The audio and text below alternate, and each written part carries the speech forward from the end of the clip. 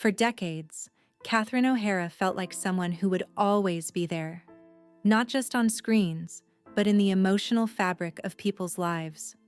She wasn't simply an actress audiences admired, she was a familiar presence, a source of comfort that returned year after year, scene after scene. Whether she was playing a frantic mother, an eccentric artist, or an impossibly dramatic diva, her performances carried warmth beneath the chaos. She made exaggerated characters feel human and made laughter feel safe. That's why any moment of reflection on her life carries such weight.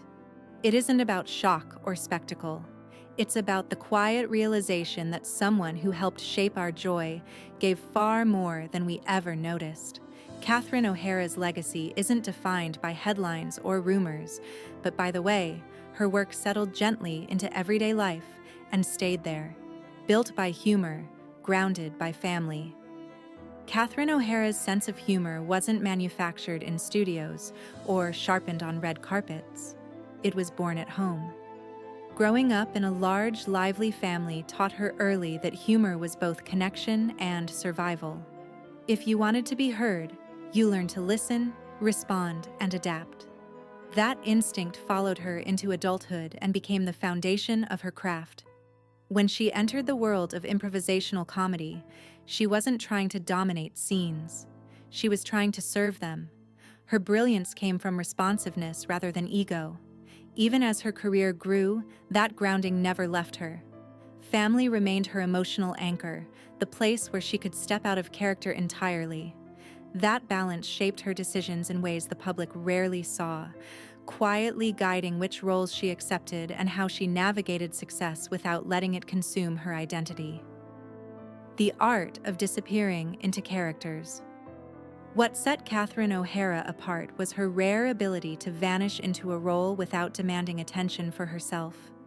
She transformed completely, not through volume alone, but through precision. Every gesture, pause, and inflection was deliberate. Her characters often felt larger than life, yet never hollow. They were ridiculous, but never empty. She understood that comedy worked best when it was rooted in truth. That philosophy allowed her to move effortlessly between satire and sincerity. She didn't play characters to be liked. She played them to be understood. This commitment made her performances timeless. Audiences didn't just laugh at her roles, they recognized pieces of themselves within them. That level of immersion requires vulnerability, discipline, and a willingness to give more than you take. It's a craft built on generosity, and Catherine O'Hara practiced it relentlessly. Fame without the hunger for exposure. Unlike many performers who chase visibility at all costs, Catherine O'Hara approached fame with caution. She never treated attention as entitlement. Publicity was part of the job, not the goal. This mindset shaped a career marked by longevity rather than saturation. She stepped away when necessary, not out of fear, but out of discernment. Those quieter periods weren't disappearances, they were deliberate pauses. She protected her personal life fiercely, not because she disliked her audience, but because she valued the separation between who she was and what she did. In an industry that rewards constant presence, her restraint was quietly radical. It allowed her to return when the work truly mattered, bringing freshness instead of fatigue. By refusing to let fame dictate her worth, she preserved the very qualities that made her performances resonate so deeply. A late career that redefined success. When Catherine O'Hara experienced a career resurgence later in life, it didn't feel like a comeback. It felt like recognition catching up to consistency. Her work during this period showcased everything she had refined over decades: timing, fearlessness, emotional intelligence, and control. She didn't reinvent herself to fit trends. She leaned fully into her uniqueness. Audiences responded not because she was familiar, but because she was authentic. Her success challenged the industry's narrow ideas about relevance and age, proving that talent doesn't diminish when given time to mature. It deepens. She brought wisdom to her performances without softening their edge. The result was work that felt confident rather than desperate, joyful rather than strained. It wasn't about reclaiming the spotlight. It was about standing in it on her own terms. The cost of carrying laughter comedy often hides its toll well. For performers like Catherine O'Hara, the expectation to bring joy can quietly become a burden. Precision, discipline, and emotional availability demand energy that audiences rarely consider. She was known for her professionalism, her preparation, and her refusal to cut corners. That standard required endurance. Giving so much of yourself to make others feel light means carrying weight privately. Yet she never made that burden visible. She didn't perform struggle for sympathy or turn vulnerability into spectacle.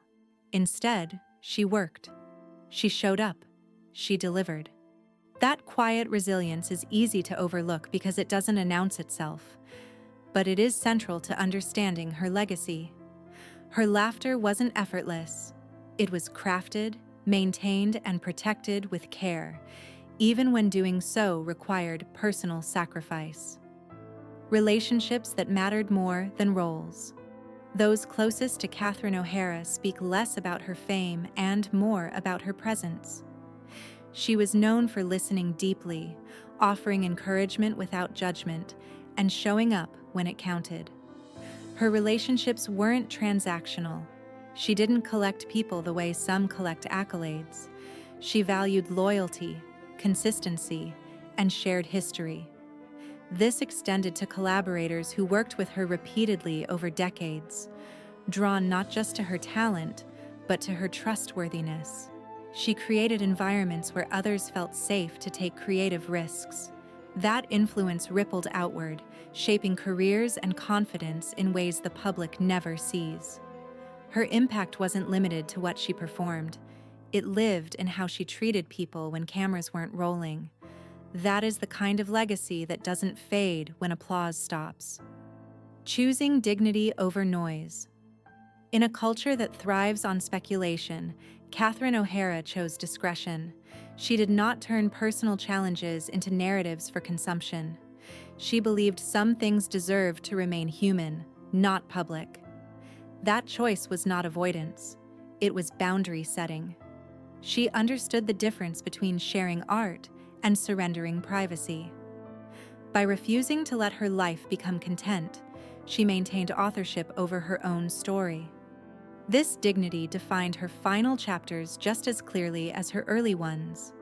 There were no dramatic confessions or orchestrated farewells. Only work done well, relationships honored, and space preserved. In doing so, she reminded the world that not every meaningful life ends with spectacle. Some end with quiet completeness, and that is not a failure of storytelling, but its highest form. A legacy that lives in laughter and care. Catherine O'Hara's legacy cannot be measured by awards alone. It lives in repetition, in reruns watched across generations, in lines quoted at family gatherings, and in characters that feel like old friends. More importantly, it lives in the way she modeled integrity within an unforgiving industry.